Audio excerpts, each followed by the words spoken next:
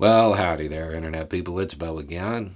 So, today we're going to talk about being hungry to vote, being hungry to participate in the system, that desire to cast your vote and participate in the electoral politics of the United States, the idea to be heard, those promises that were made. And we're going to talk about a person named Joe Madison. Joe Madison, civil rights activist from back in the day, turned radio host. Still definitely a civil rights activist. He said, as food is essential for the existence of life, voting is essential for the existence of democracy. He is calling out to President Biden, asking for backup, requesting, demanding that voting rights legislation get passed. Joe Madison is 72 years old, and he is on his second week of being on a hunger strike, something he says he will remain on until voting rights legislation is passed. It should go without saying that at 72 years old, this type of demonstration is dangerous. Doesn't matter how good a health you're in, this is dangerous. When he was asked if he was willing to die for this cause, lay down his life for this cause, he simply said yes. So, what's the holdup? President Biden said right after he took office, he said that the black community had always had his back, so he will always have theirs. Well, for their part, Democrats in the House have passed the For the People Act and the John Lewis Voting Rights Advancement Act. However, both those stalled in the Senate. Meanwhile, at the state level, 19 states have passed 33 laws making it harder to vote, making it more difficult to cast a vote in some way. There is a concerted effort on the part of Republicans to suppress the vote, to make it more difficult to participate in the electoral system in the United States.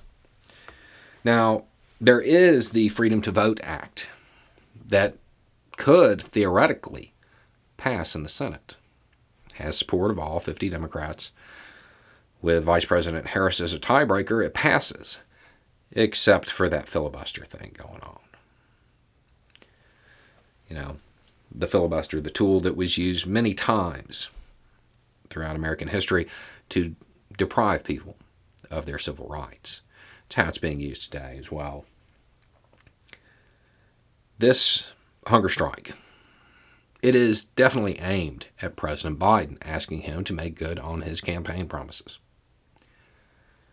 At the same time, it's not really a request to push through voting rights legislation. They've tried.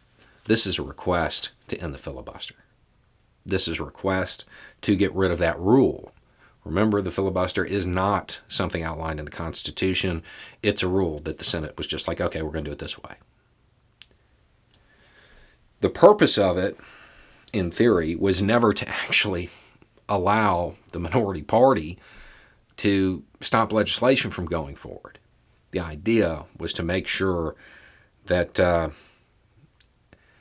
every bill was given ample debate and real consideration. That's the theory. That's not necessarily how it's been used. So, Joe Madison says that we are in a new civil rights movement. And he is pushing to get that legislation through. Get rid of the filibuster.